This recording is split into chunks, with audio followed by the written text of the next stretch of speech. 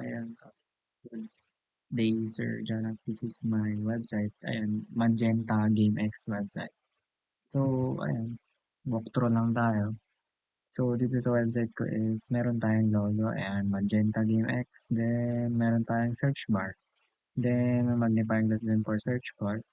Then, ayan, five menus for the navigator bar. Then, may login rin tayo dito na pag pinindot mo, ayan, mag-open siya ng form for login. Pwede kang mag-type ng username mo, password. Then, may register login rin tayo. Ano pa ba? Ayan, punta na tayo sa next. Eto. Leave card, pre-order, yan. Then, ayan, may navigate tawag dito. Animation rin tayo dito. Pag gina-hover, ayan, mag-glow siya. Then, may 6 games tayong unang i-reflex dito. Itong Assassin's Creed Mirage, Ghost Hunter, Ghost Runner, and then, hindi mo basahin. So, responsive naman sila lahat. So, pag clinic mo sila, yan, diretso sila sa details ng laro. Then, may pricing rin tayo. System requirements, details ng laro. Ayan. Then, may purchase rin tayo dito yung price nila. Then, may image rin tayo dito sa baba. Then, ayan. Blah, blah. Ayan, lahat naman sila responsive. Ayan, example is ito. Responsive siya. Ayan, Counter-Strike responsive. Stray. Spider-Man. And Dark Souls. So, next page naman tayo. So, dito, meron tayong best MMORPG para mapukaw yung mga customer since mga latest na laro or yung hottest na laro sa tawag dito sa internet ngayon. Ayan, meron tayong Elden Ring, nanalo sila ng Best MMORPG of the Year noong 2022. And ayun, nandito siya ngayon. So, meron tayong add to cart details, then meron rin tayong trailer for Elden Ring. Ayan, so, magana naman siya. Yun na yun natin.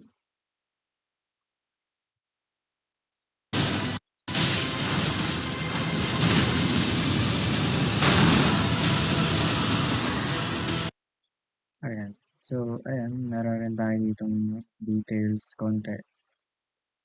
So, pag pinindot ng details, ayan, diretso ko sa details ng Elden Ring.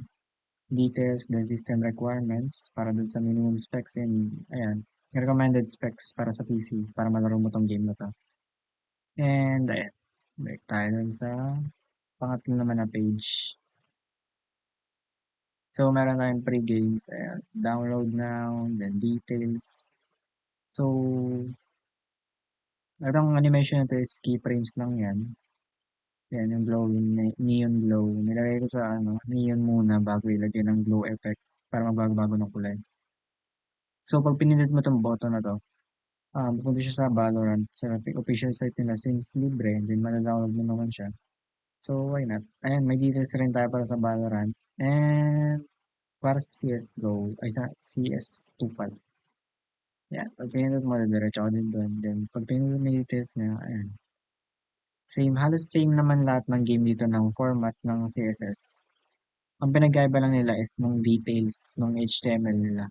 Ang ginawa ko kasi, kinapapaste ko lang yung CSS nila para iisa lang yung layout ng magiging profile ng mga laro.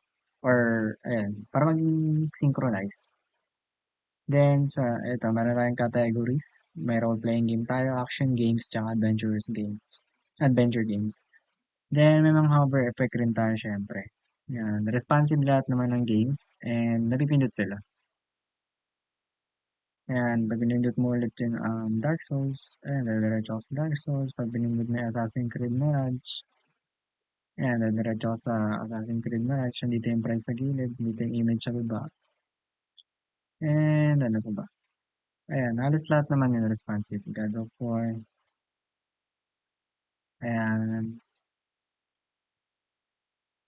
So, ayan. Uncharted, Ghost Runner. Ayan, may game news rin tayo dito sa baba. If gusto may customer or ng buyer na tumingin muna ng mga balita bukod sa latest news ng games or ayan, check niya dito sa baba. Alam niyo ba sa mga 4G Assassin's Creed Mirage has been released. Ayan. Dito rin yung mga hobbies na balita. Then, ayun lang. Ayan, Elden Ring. So, ayan, punta naman tayo sa Discover. Ayan. Pag pinindot mo yung Discover, aakyat ka sa taas. Since naka-section siya. Then, pag pinindot mo yung categories, ayan, pupunta siya sa categories na section. So, ang bala ko sa dito is dagdagan pa yung game. Pero, 15 lang yung max na products yung pwede ilagay. So, nilagay ko dito 9 din, dalawa din sa labas. And para proportion naman, ayan, ginawa kong tatlo 3 by 3. And then, dalawa sa labas. So, overall, 11. Then, ayun, pag pinindot mo yung news, pinindot mo ulit yung news dito, and dediretso sa baba, dito sa news ng Assassin's Creed Mirage. Ayan. So, naka-section siya, so, dun kaya siya bumaba. Then, punta naman tayo sa support. So, sa support, meron tayo ditong, tawag dito, terms and regulations regarding sa rules ng support ng website or ng game Magenta GameX. Then, nakalagay din dito yung mga order and issues. Then, pag mag-i-input ka ng issue mo dito, isend mo lang dyan sa email namin. Then, enter your email, kung ano email mo, then issue mo. Then, submit mo na. So, may print tayo dito. Then, yan. So, explain ko naman yung codes. Balik tayo sa start.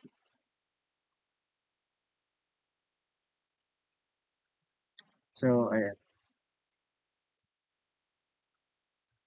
Explain ko muna HTML. So, ayan, sa HTML, we do have here the logo. Ito yung title niya. Then, ayan, naalala ko rin pala yung icon dito sa taas. Itong nakikita maliit kasi sobra eh. So, ako nag-customize niyan, medyo maliit lang siya. Yung nakikita. Ayan. Nandito yan sa mga pictures ko yung dami. Hindi ko na makita ang lalim na. Ayan, balik tayo. Then, ayan, pinalitan ko yung title ng Magenta GameX Store. Ito yung title namin. I mean, title ng store ko. Then, may logo 23 pa. Ito yung logo 23. Magenta GameX na nag-glow. Yan, nasa class na yan. Logo 23. Then, ayan. Diba? Ayan, may navigator move bar rin tayo para dito. Dito yung para sa search, dito sa form na to. Then, ayan. Itong mga ano na to, itong mga icon na yan, kinuha ko yan dito sa Jahid Tools. Yan. Online lang siya, hindi na ako nag-download ng image since nakakatamad. I mean, hindi naman nakakatamad. Like, sayang lang sa storage pala. Mali ko. Then, ayan. Ano to, mga image na SVG para sa ending. Then, may itong button niya. Then, form. Ayan. Kasi nasa form tong dalawang to. Nakalink sila together. Then, ayan. HREF file, I mean HREF links. So, pag pinindot mo para responsive, ayan, clickable siya. Pupunta siya dun sa diretso. And, ano pa. Ayan, may login. Kaya, ito wala tong JavaScript. Checkbox lang to na may button. Since bawal gumamit ng JavaScript, ayan, nagawa naman namin ng paraan. Checkbox tapos button. Ayan. So, pag click mo, mag-a-appear siya. Mag-a-appear yung form na to. Ito. Yan. Mag-a-appear yung form na ito. Recorded ka na kung hindi naka-record. Ayan. So, ayan. Then, baba tayo. Ayan. Next page na to eh. Ay, hindi ko pala. Ayan. Rogue GIF, Assassin. Ito yung mga image na yan sa Diglas na yan. Yes, ito yung anim na yan. Yan, anim na yan. Then, responsive naman sila lahat. Nakalink sila sa, mga HREF, HREF na link. Kaya, ayan, link, responsive sila. Yan, anim sila responsive lahat. Then, section ID, discover. Ayan. Yung section ID para pag click mo yung discover, umakit siya sa discover. I mean, dito sa section na to. Then, LND, ba tayo sa second page. X natin. Itong X na to, pwede responsive yan. Then, best MMORPG, HTML. Ayan, ito. So, ayan, magkakawali sila ng Div class. Div class, ayan, Elden Ring 2. Elden Ring logo. Ito yung Elden Ring 2. Ang minimize natin.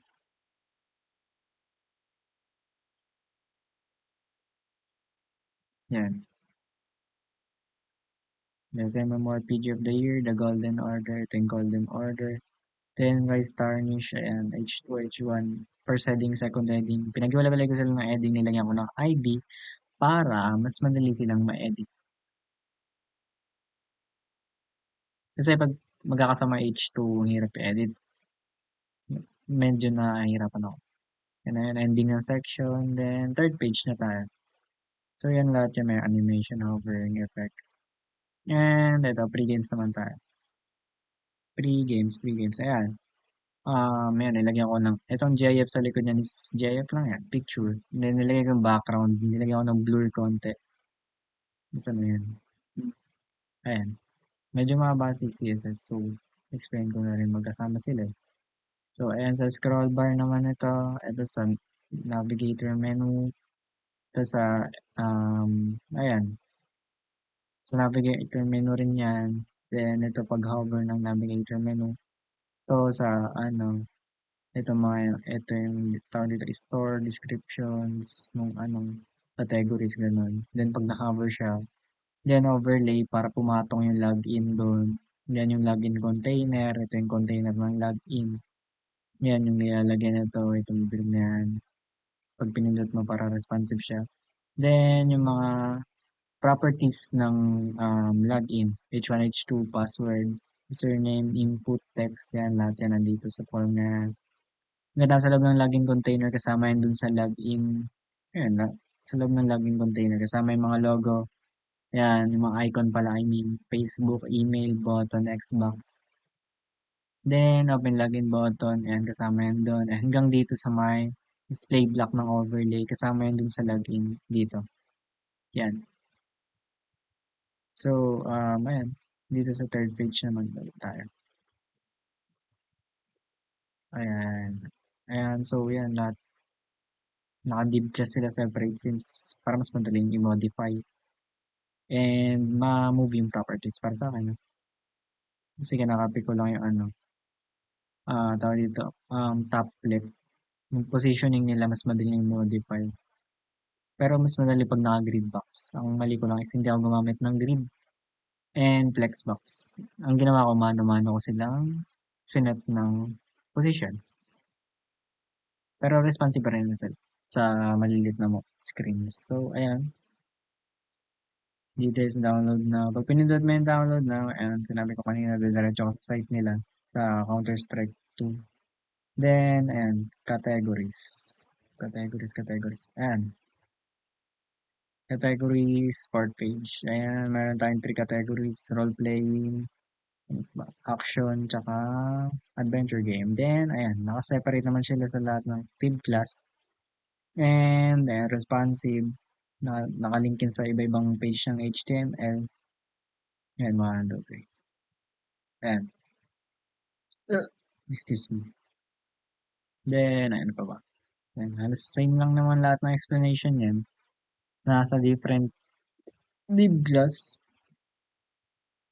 Ayan, medyo blah blah blah blah. So, diretso na tayo sa... So, paano nga ba na-link nga pala nalimutan ko explain yung ARHEEF. Yan, yan yung nagli-link sa aking mga tao dito. Yan, mga HTML pages. HREF. Yan, ito, mga ganyan examples yan. So, ayan. Ayan, sineparate ko ulit sa mga heading. Nilagyan ko ng ID para mas madaling may modified. Then, ano pa ba? Ayan. Halos same lang naman lahat yan explanation. And ito, game news naman tayo. Game news. Ito, pinakahuling part ng front page ng website ko.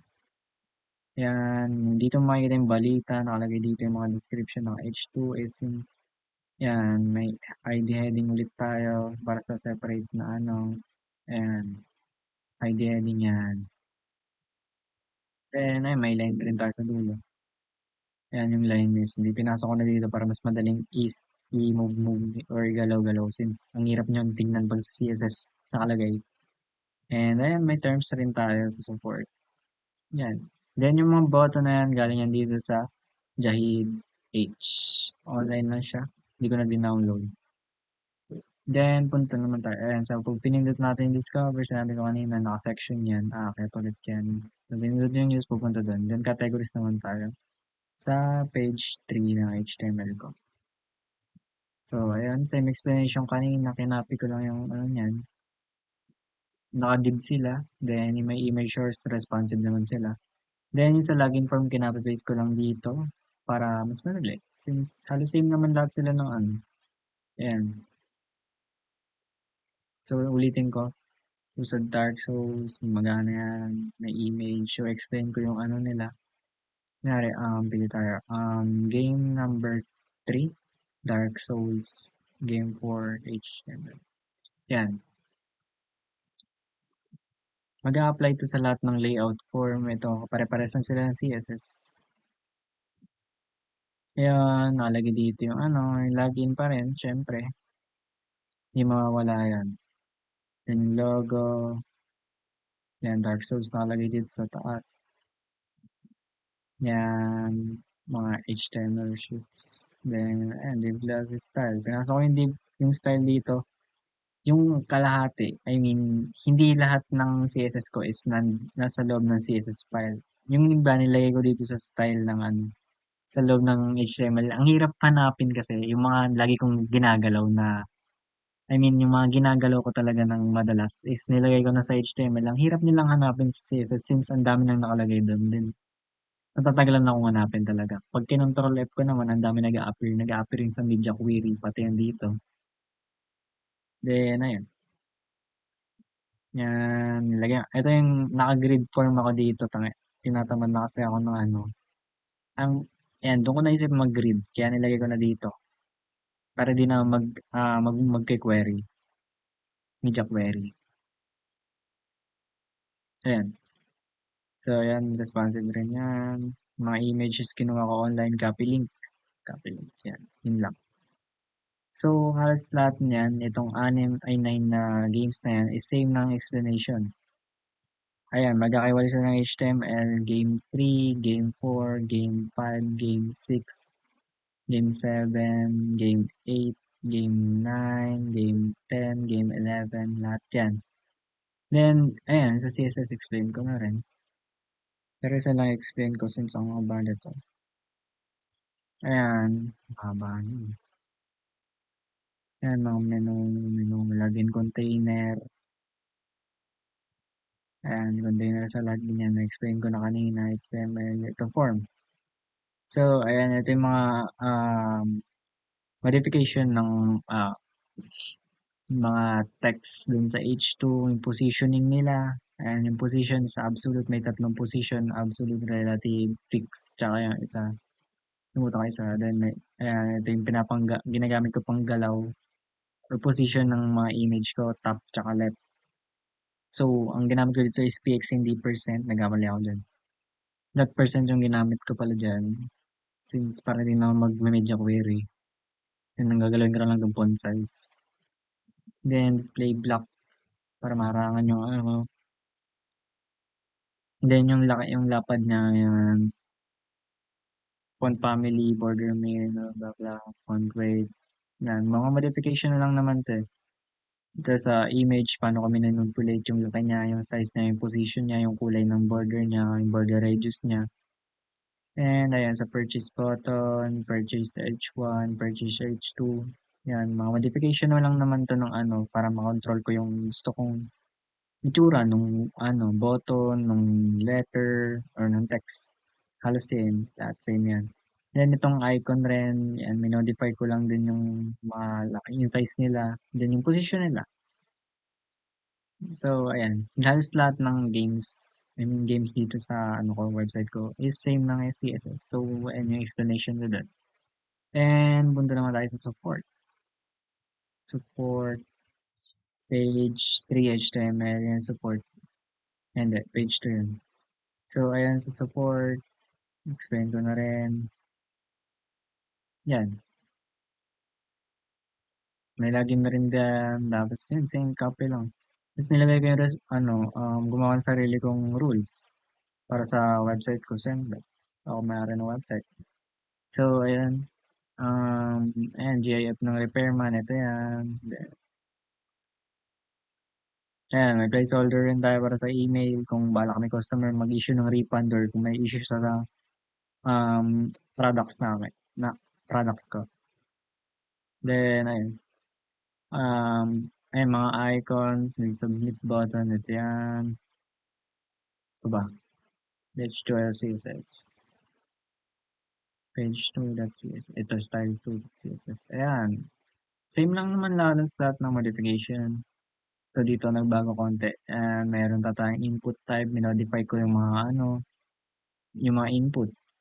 Then, sa label, ayan, terms, H2, Xbox button, ang button na yan. So, pag-click nila yan, didiretso sila. So, ayun lang. And hindi ko pala na-explain yung sa keyframes. Ito, sa dulo. Ayan. Search natin media query. Media. Ayan. Ito yung media query. Target Android size is 720 pixels yung width. So, balik tayo. Ayan. Download. So, balik tayo sa store.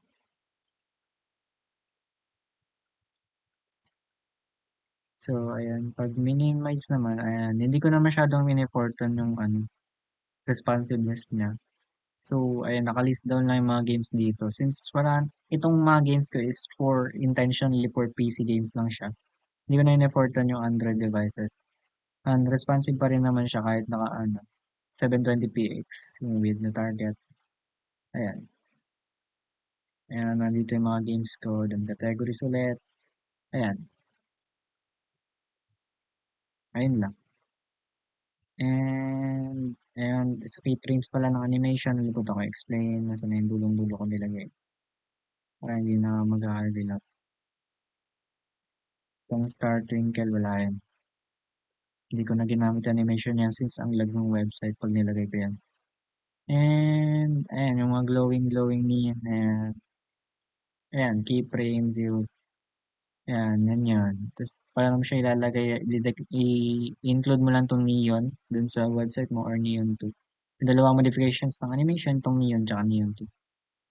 Then, ayan, yun lang. Yun lang, sir. Thank you for listening.